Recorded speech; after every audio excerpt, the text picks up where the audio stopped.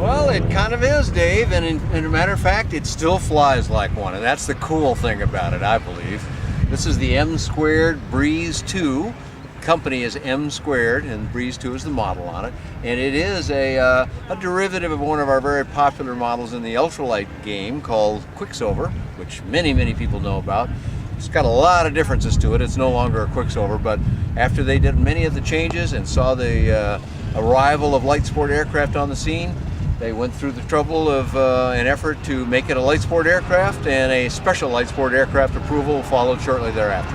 And they're the only one of this type of aircraft that I'm aware of that has actually spent the time to do it. You're right about that. We do have a number of other ultralight in the form of powered parachutes and trikes, but none of the folks that do what's called a fixed wing ultralight have taken that effort yet. They can still sell them as a kit, and they can be flown by a sport pilot, so they're not really out of the game, but M squared is one of the only ones that has done it in this particular way and brought this bright orange airplane. I really love the colors, although my face has to look orange in the video here, but if you look at this thing close, it's a really nice job on it, kind of a metallic metal flake finish to the surfaces here. But these aren't hard surfaces.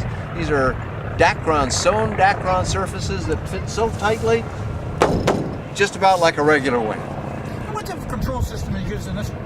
Well, if you look behind me here a little bit, you can see this uses a single stick. There's a few of them that have that, but if you look kind of carefully there where the rope is holding the stick so the surfaces don't flop around, you'll notice it's got a long handle on it. Two people can put their handle on that, and that's exactly what's intended.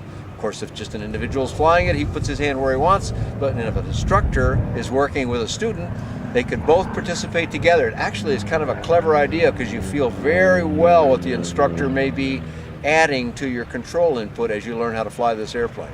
Although doing so is about as easy as it gets. This is one of the easiest flyers in the whole game. Now, I was on the internet the other day and I saw a couple of these, and they were equipped with floats, so it must be sort of an all-around recreational aircraft. Well, you're right, Dave, and they do have a float set for this. In fact, there's a bunch of people that use them.